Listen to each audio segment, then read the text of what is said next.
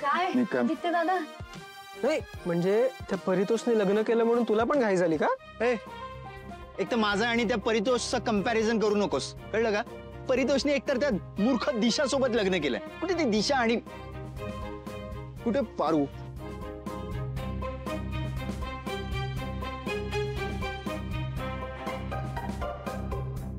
आणि तू बरोबर बोलत होतास. त्या दिशाने ना हे लग्न फक्त प्लॅन म्हणून केलंय आपल्या घरात शिरण्यासाठी. तिचं काही प्रेम वगैरे नाहीये त्या परितोषवर. एक्झॅक्टली, मी तेच सांगायचा प्रयत्न करतोय. पण मग आता पुढे काय करायचं आपण? माझ्याकडे कमाल प्लॅन आहे. काय? त्याच्यामुळे आपण तिचा प्लॅन तिच्यावरच उलटवू शकतो. कसं? आज त्यांचा हनीमून आहे. प्रीतम, काही काय बोलताय तुम्ही? हनीमून आहे मग काय करायचं? तुम्ही काय तिला अद्दल घडवणार आहात की तिच्या हनीमूनची सगळी तयारी करून ठेवणार आहात? काय तसं नाही. पण नाही, एक मिनिट प्रिया. प्रीतम म्हणतोय ते बरोबर आहे. हे बघा, त्या दिशाचं परितोषवर काही प्रेम नाहीये. त्यामुळे ती त्या दोघांमध्ये नवरा बायकोचं नातं निर्माण होईल असं काही करणारच नाही. ऍक्च्युली म्हणजे दिशा आणि परितोष यांच्यामध्ये फार काही चांगले रिलेशन राहणारच नाही. आणि इव्हेंच्युअली परितोषला पण कळेल की ती दिशा कशी आहे. आणि आपल्याला तर माहितीच आहे की दिशा या घरात तिच्या स्वार्थापोटी आली आहे. पण तिचा या घरात येण्यामागे काय हेतू आहे ना तेही आपल्याला कळेल. येस, इकडे हा प्लॅन सांगतो.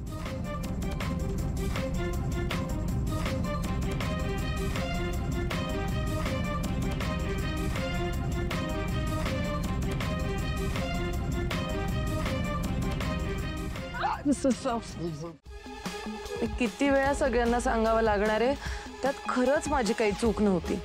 तो सगळा प्लॅन त्या अनुष्काचा होता. मी तिथे असणं हा निव्वळ योगायोग होता. माझं खरंच त्याच्यात काही डोकं नव्हतं. न्यू सासू मॉम, हे बघा, मी आता ठरवलंय सगळ्यांशी आणि स्पेशली तुमच्याशी खूप प्रामाणिकपणे वागायचं. म्हणून तर मी ते दागिने घेऊन आले ना तुम्हाला रिटर्न करायला. मला नको आहेत दागिने. या घरात लग्न करून आले ना तेव्हापासून आता माझं एकच स्वप्न आहे. मला या किर्लोस्कर मॅन्शनवर राज्य करताना बघायचंय माझ्या सासूबाईंना, दामिनी देवी किर्लोस्करांना. येस, तुम्हाला माहितीये एक सासू मॉम कसं प्रियावर अधिकार गाजवतात सासू असण्याचा, तसंच मला तुम्हाला या संपूर्ण किर्लोस्कर मॅन्शनवर अधिकार गाजवताना बघायचंय. नाही, बरोबर आहे तुझं, पण वहिनी ऐकतील हे? त्यांना ऐकावंच लागेल. त्यांच्याकडे पर्याय नाहीये. कारण आता माझी सासू एकटी नाहीये, तिच्या सोबत तिची सून आहे दिशा. मी माझ्या सासूबाईंना त्यांचा अधिकार देऊन राहणार. तुम्ही ना आता इथून पुढे मला सून कमी मुलगीच समजा. ऐक ना दिशा, हे सगळं होत राहील. बघू आपण पुढे. आता ना माझे पाय खूप दुखतात. दाबून देतेस ना? ये.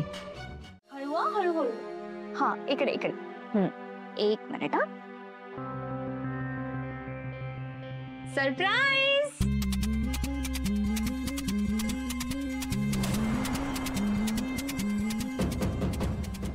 वाव, वाव, बस. हे किती ब्युटिफुली डेकोरेट केलंय सगळं. हे सगळं फक्त तुझ्यासाठी. ये ना, बस. पारू,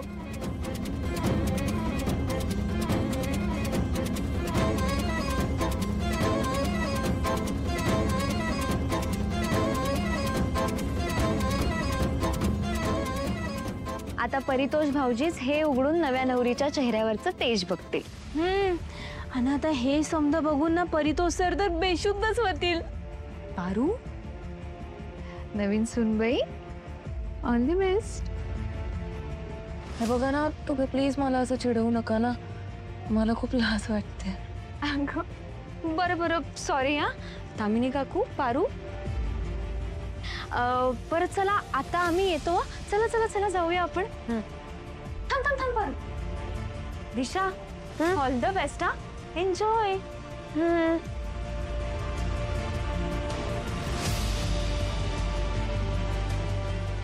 दिशा, मी असंच बसायचं नाही. ऐक माझं, ऐक.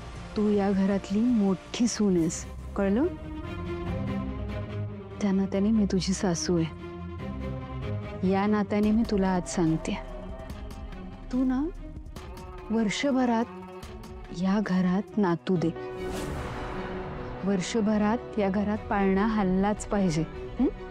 ती प्रिया या घराला नातू द्यायच्या आधी तू दिलास ना, तर तुझ्या निमित्ताने का असे ना या घरातला माझा मान सन्मान वाढेल आणि माझ्यासोबत तुझाही.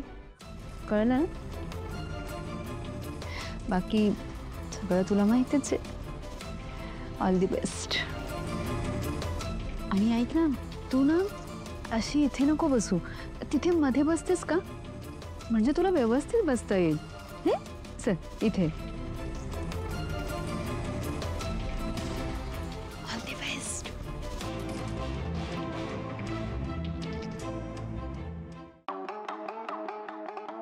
मी काय ते मुलं जन्माला घालायला आलीये का? ते पिकल आंटी.